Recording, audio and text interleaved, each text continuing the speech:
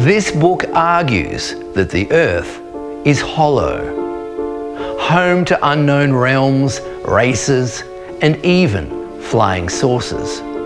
Mocked by the mainstream, the legend refuses to die. Who wrote this book and why? I'm David Thrussell, and this is the Forbidden Book Club.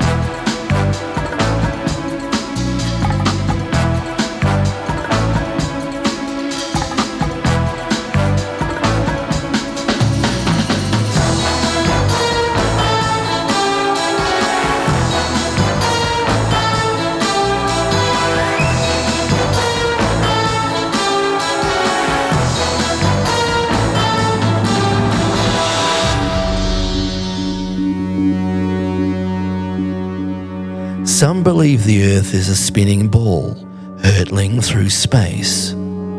Some believe the Earth flat, hemmed in by the ice walls of the Antarctic. Dr. Raymond Bernard was convinced that the Earth was hollow. Born Walter Siegmeister in 1903 in Manhattan, New York, to a prosperous Jewish family, his father was a renowned surgeon and his brother a famous composer. It might be fair to call Walter the black sheep of the family. He led a marginal, controversial, even illegal life until he published his magnum opus and final book, The Hollow Earth, in 1964. So subterranean was his life that only a couple of verified photos of Walter Siegmeister are known to exist. He would adopt many aliases and write under pseudonyms to attract different audiences and to escape scandals and legal problems. By the early 1930s, Siegmeister had developed a worldview that combined radical health with eugenic utopianism, anti-materialism, and back-to-nature idealism. He had become a committed vegetarian, a fruitarian, and started a movement, the New Civilization Pioneers. In the summer of 1932, they built an experimental commune outside Mount Olive, New Jersey. It attracted several hundred nudists and made a half-hearted attempt at farming that ultimately could not be sustained.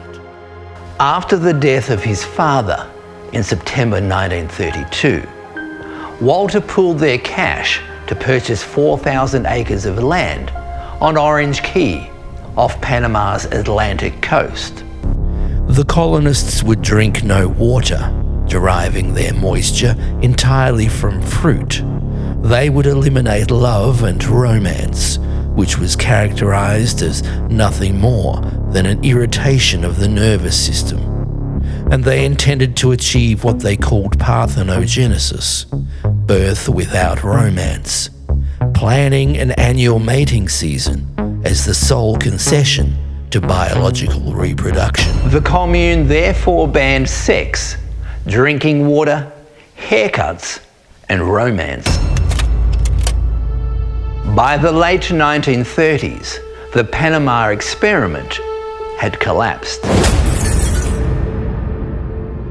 Siegmeister also faced legal trouble for selling animal feed as questionable health products and was banned from using the US mail under his real name. He fled to Ecuador in 1941, where he reportedly planned to start a utopian paradise and a super race deep in the jungle. Terrified of nuclear Armageddon, Walter reasoned that if the surface of the Earth was to be destroyed by catastrophic nuclear war, then the solution was to escape beyond its reach, a remote jungle, a hidden valley, or perhaps, ultimately, the interior of the Earth itself. Now known as Dr. Raymond Bernard, to evade authorities, He fled to Brazil in 1955. The surface world was doomed.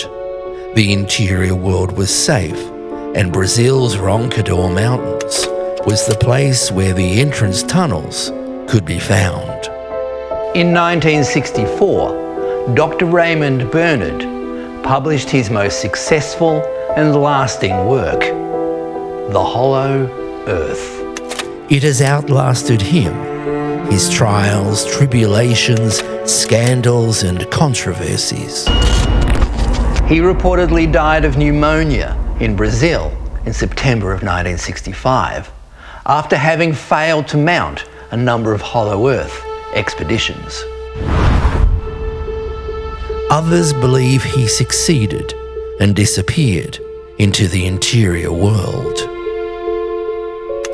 It is the purpose of this book to present scientific evidence to prove that the Earth, rather than being a solid sphere with a fiery center of molten metal, is really hollow, with openings at its poles. Walter was convinced that openings to the planet's interior were to be found at the Earth's poles, one of the last unexplored regions of the planet. His fascination with the poles was shared by Rear Admiral Richard Byrd of the United States Navy. I think it's quite astonishing that there should be an area as big as that unexplored. That's a tremendous So challenge. there's a lot of adventure left down at the bottom of the world. The observations and discoveries of Rear Admiral Richard Byrd, who was the first to enter the polar openings, confirm the correctness of our revolutionary theory of the Earth's structure. Walter was also convinced that UFOs, or flying saucers, originated from the Earth's hollow interior. Interstellar travel is implausible given the distances involved, but there is a place right here on Earth, or rather, inside it, that could have sheltered an advanced civilization for thousands or millions of years, shielded from the wars, ice ages, floods, and catastrophes that have periodically set surface civilization back to zero. That civilization would have had ample time to develop technology far beyond our own. It is very possible that the mysterious flying saucers come from an advanced civilization in the hollow interior. Siegmeister radically reframed the UFO phenomenon. He asserts that UFO sightings are often reported near polar regions, and that UFOs are also often sighted diving into or emerging from lakes and oceans connected to the inner world. He pictured the Hollow Earth as a utopian shelter from the anxieties of the Cold War and humanity's mad race toward destruction. In the event of a nuclear war, the hollow interior of the Earth will permit the continuance of human life after radioactive fallout exterminates all life on the surface, and will provide an ideal refuge for the evacuation of survivors so that human life may continue. There is no reason why the hollow interior of the Earth should not be the home of plant, animal, and human life. Siegmeister argued that the discovery of frozen mammoths in Siberia, sometimes with food still in their stomachs, suggests that mammoths are not extinct.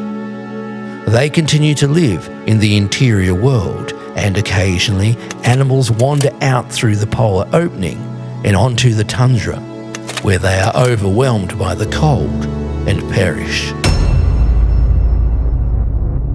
Likewise, reports of the Loch Ness Monster, Bigfoot, and other unknown large creatures point toward the interior world occasionally leaking its fauna into the surface environment. He refers to Atlantis and Lemuria as civilizations that achieved great heights before being destroyed by catastrophe. and argues that survivors of these catastrophes retreated into the Hollow Earth, where they continued their development. He also cites the Tibetan and Hindu traditions of subterranean kingdoms, Shambhala and Agartha, preserving in mythological form knowledge of a literal place. The surface of the Earth is a dangerous and unstable place, governed by short-sighted leaders with apocalyptic weapons. The inner Earth represents a world to which humanity might retreat, or from which it might receive help in its darkest hour. The flying saucers may be a sign from the inner world that has transcended the problems of war, disease, and scarcity, and is waiting for their surface cousins to join them. So, is the Earth hollow, with hidden openings at the poles, vast unknown lands, and a doppelganger sun at its interior? While it might be easy to mock the utopianism of the Hollow Earth Creed, with its advanced inner Earth brotherhood and secret UFO bases, it does seem likely that this world and our place in it still hold enough mysteries to shatter our fragile hubris. Fascinating, elusive, mysterious, improbable, the ghosts of the Hollow Earth still haunt the margins of our culture. In this age of uncertainty, does the Hollow Earth offer a refuge, a womb of psychic safety?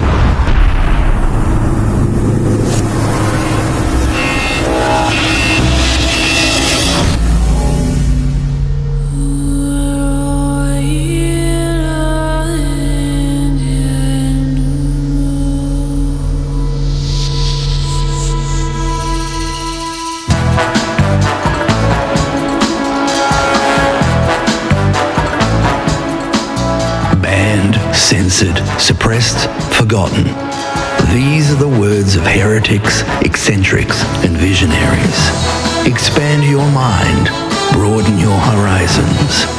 Join us next time in the Forbidden Book Club.